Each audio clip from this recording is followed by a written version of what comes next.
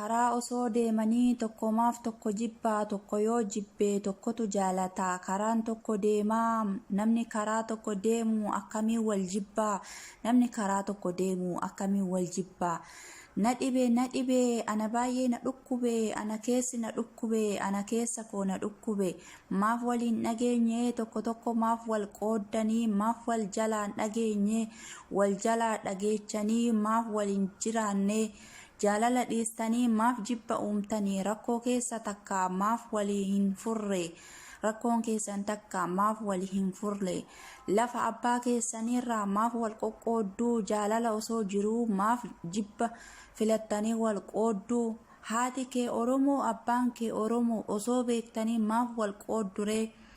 Qoree walitti taatanii maaf wal waraantanii? Dhukkuba keenya tokko maaf waliin dawaan taane? Ija maaltu wal argaa? Ijoolleen koo wal qoqqoodee jedhe abbaan gadaallee imimmaan gadi roobsee, jedhe abbaan gadaallee imimmaan gadi roobsee. Keessa kootu anaaf madaadha, ilmaan kootu wal qoode jedhee dubbate abbaan koo jeneraal Waaqoo Guutullee.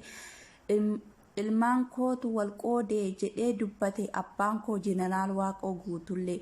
Dawaan qabu kan na yaalu abbaa duhu ilmatu dhaala, kiyya ilmoon kunoo wal waraanaa jedhee dubbate abbaan koo Taaddasaa. Akkatti guddisee maaf wal beekne? Osoo wal beekanii akka nama wal beekne haqa abbaatu beekaa. Diina hamma fedhe sobullee dhugaan hin haftu, hamma fedhe dhokattullee kan ni beekaa Rabbii jira ammallee, kana ni beekaa Rabbii jira ammallee.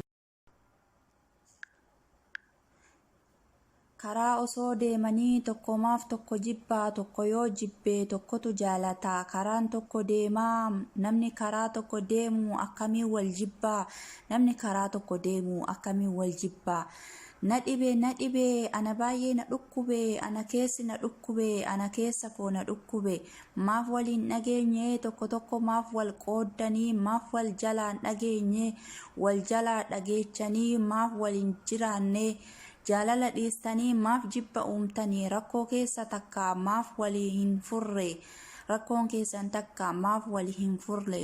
Lafa abbaa keessanirraa maaf wal qoqqoodduu? Jaalala osoo jiruu maaf jibba filattanii wal qoodduu? Haati kee Oromoo, abbaan kee Oromoo osoo beektanii maaf wal qoodduree? Qoree walitti taatanii maaf wal waraantanii? Dhukkuba keenya tokko maaf waliin dawaan taane?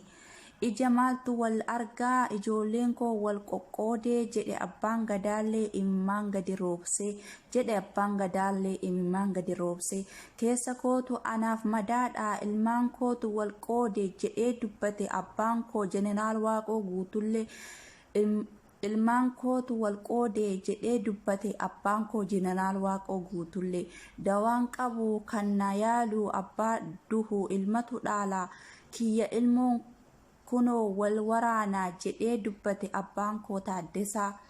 Akkatti guddisee maaf wal beekne? Osoo wal beekanii akka nama wal beekne haqa abbaatu beekaa. Diina hamma fedhe sobullee dhugaan hin haftu, hamma fedhe dhokattullee kan ni beekaa Rabbii jira ammallee, kana ni beekaa Rabbii jira ammallee. Karaa osoo deemanii tokkomaaf tokko jibbaa, tokko yoo jibbee tokkotu jaalataa. Karaan tokko deemaa namni karaa tokko deemu akkamiin wal jibbaa? Namni karaa tokko deemu